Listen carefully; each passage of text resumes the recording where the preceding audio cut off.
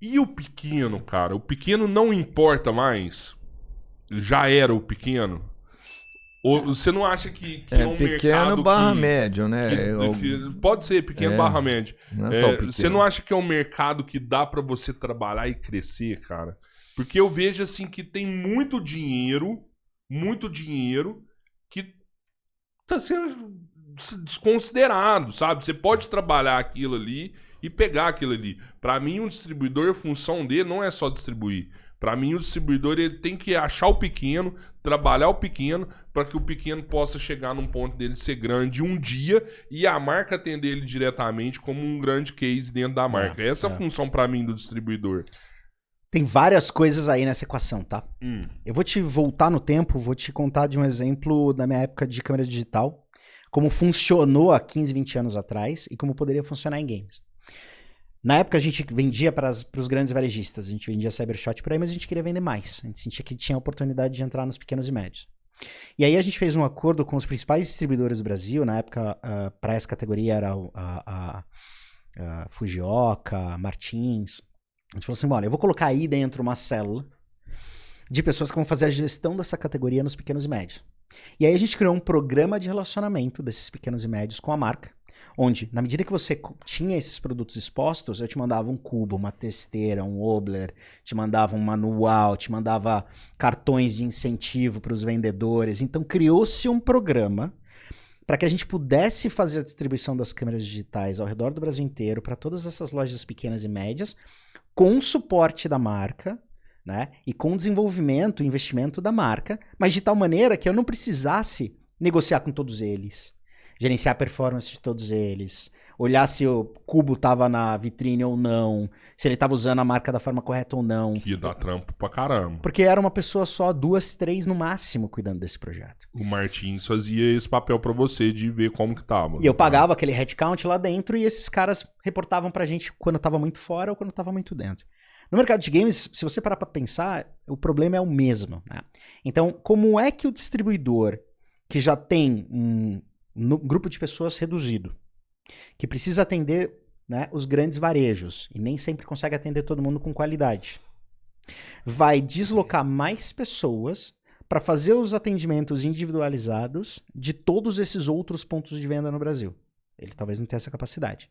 O que precisa se criar? Precisa se criar uma fórmula, um modelo que possa ser replicado e talvez utilizado por muitas outras publishers dentro do mesmo distribuidor, para que você dilua esse custo e você consiga chegar nesse ponto de venda com qualidade, né? Com os produtos no timing correto, com a profundidade de estoque correta, com os preços corretos. Então, esse é um primeiro ponto, né, para a gente isolar. A quantidade de pessoas que eu preciso ter e o investimento que eu preciso fazer para chegar numa ponta que é muito diluída, é muito picada e que junta vai vender hoje, talvez, o que a Amazon consiga vender se eu promocionar esse mesmo jogo lá. Com um esforço muito menor, eu vendo uma quantidade muito maior, com uma margem muito parecida. O segundo ponto é, a gente precisa transformar essa cadeia numa cadeia mais eficiente. Porque hoje, qual é a sequência? Você tem uma propriedade intelectual, você é uma publisher que está lá sentada na China, nos Estados Unidos, no Japão, que seja, você autoriza a produção desses jogos em um determinado país. Então tem uma empresa que vai pegar esse teu arquivo, vai transformar isso num DVD, num Blu-ray, né? E vai multiplicar isso. Aí ela vai produzir as caixinhas, vai colocar ali o papelzinho que identifica aquela marca, etc. E ela tem que fazer isso para 2 marcas diferentes. Ela tem que fazer isso para Xbox, tem que fazer isso para PlayStation. Então você já tem um primeiro problema que é, pode ser que eu produza menos de uma e perca dinheiro e mais de outra e perca dinheiro, porque isso aí eu vou ter que depois fritar lá na frente. Já começa aí. Aí você vai passar isso para um distribuidor. Até chegar no distribuidor, a cadeia de imposto em cima dessa caixinha já foi gigante, tá? Vamos falar de um ICMS, por exemplo, que o cara já pagou ali para transferir aquilo. Emitiu nota, transferiu, pagou. Chegou no distribuidor, o distribuidor botou para dentro do estoque dele, ele vai ter que distribuir isso pro varejo. Ele tira a margem dele, que precisa ser representativa, Sim. porque senão ele não mantém a operação. Tem que fazer. Tem que pagar a logística, tem que pagar o caminhão que vai até Fortaleza, até João Pessoa, para distribuir esses jogos. Tá no Acre. Tá?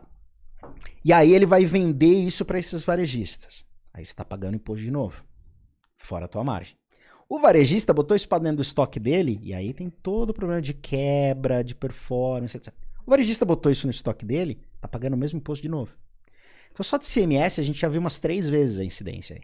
No mesmo jogo, na mesma propriedade. Que é o imposto mais caro do Brasil, a gente tá falando, né? E que tem sua complexidade, né? Quando o produto sai de um estado e vai para outro, recuperação de imposto, Sim. IST e não sei o que. Extremamente complexo. E aí adiciona um nível de complexidade no distribuidor que é: quem que vai entender de imposto aqui no Brasil para que eu faça isso da forma mais eficiente? Uhum. Então você bota mais uma estrutura lá dentro, mais um custo lá dentro, pode ser uma consultoria. Tributarista, tudo.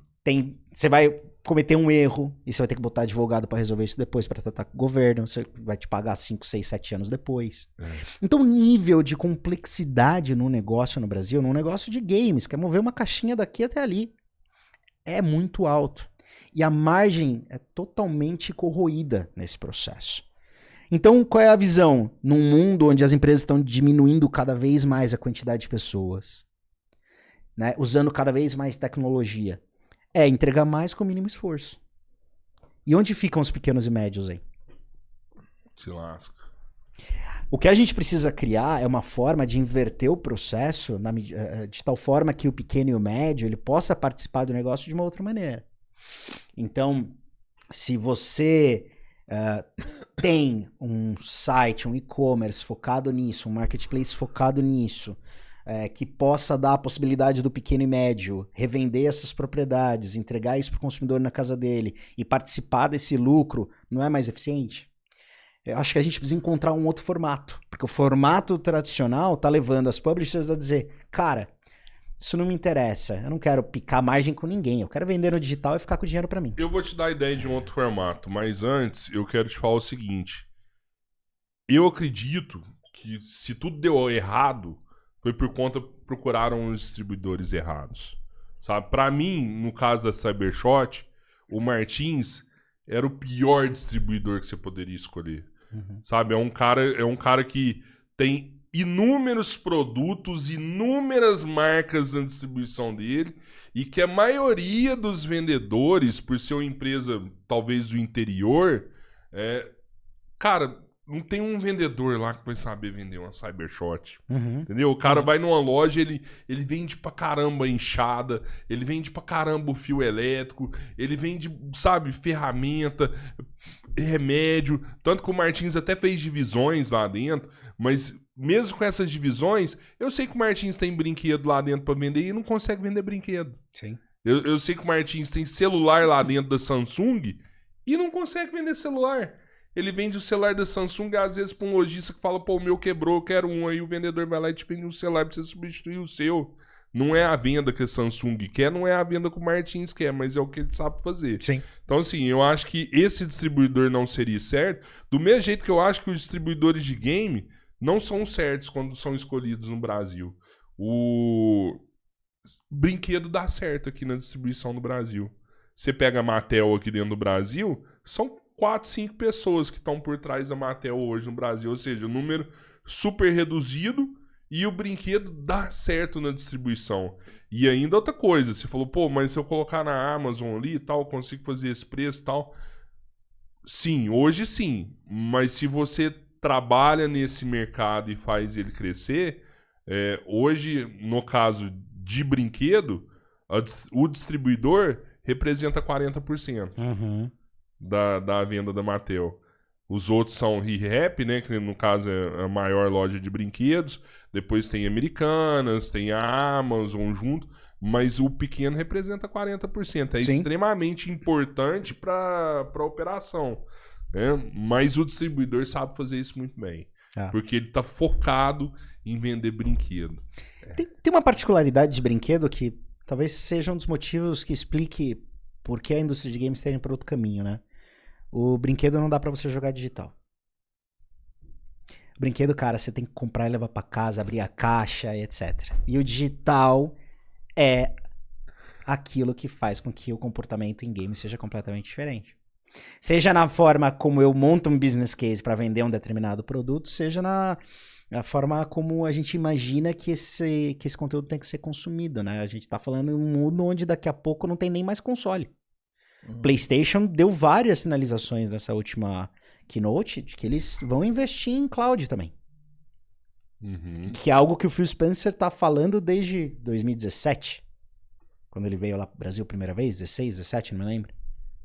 15, né? A gente sentou com ele numa sala na Microsoft e a gente ouviu da voz dele, da boca dele, e falou assim, pô, o que a gente quer, aquele velho ditado, né, que ele fala, quer que as pessoas jogam o que elas quiserem, onde elas quiserem, com quem elas quiserem. O que elas quiserem, ou seja, jogos cada vez mais multiplataforma, onde elas quiserem, independente do hardware que você tem, com quem elas quiserem. Com essa quebra de paradigma de que um jogo só pode funcionar nessa plataforma e não na outra. Que foi feito com Minecraft. Compraram Minecraft, e se você quiser instalar numa 12C e jogar, tá tudo certo. Não tem problema nenhum. Então é um pouco disso, né? A gente tá indo para um caminho onde as propriedades intelectuais vão ser cada vez mais digitais e os consoles vão ser cada vez mais desnecessários.